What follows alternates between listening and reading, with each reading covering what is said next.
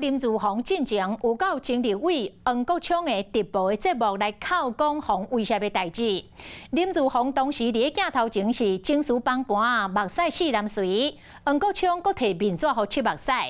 即摆知影原来是自导自演了后，黄国昌是透过面册来道歉，讲未来直播邀请来宾会更加谨慎，嘛甲直播影片来摕掉，表示负责。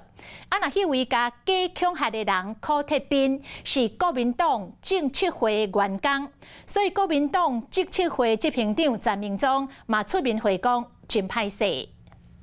交友不慎，造成这个一个争议，我个人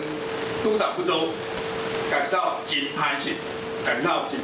员工交朋友无谨慎，陈明忠伫镜头前头一遍回失礼，就是因为林爸好友恐吓的案件，洪亚出是家己搬去，而且传消息的人就是国民党政策会员工柯铁斌。代志牵涉到家己的党工，国民党发出的声明，首先表示谴责所有造假行为，尊重司法的调查。沙拉个继续伫面册顶悬来发文章，表示烦恼有几个也接近证书会威胁到林志宏的安全，希望调查政党会当控制好群众。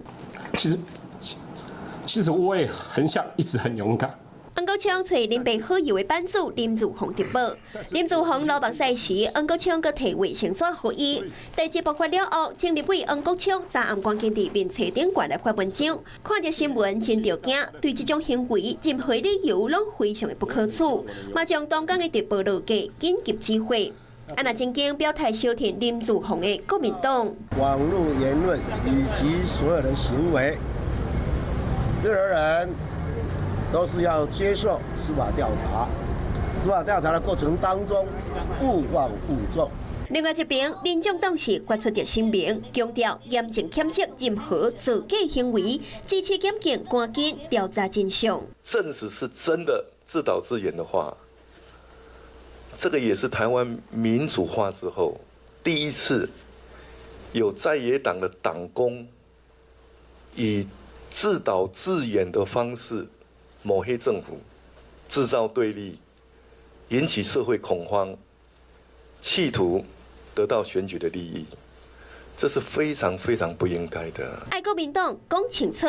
代志发生了后，林志宏是伫面册顶悬铺文章来回失礼，佮公布家己民进党的党政。对这件代志，民进党党部是回应讲，林志宏2020年3月7日线顶入党，若是党员违反到党章党纲以及本党相关的规定，将会按照党纪马上开除党籍。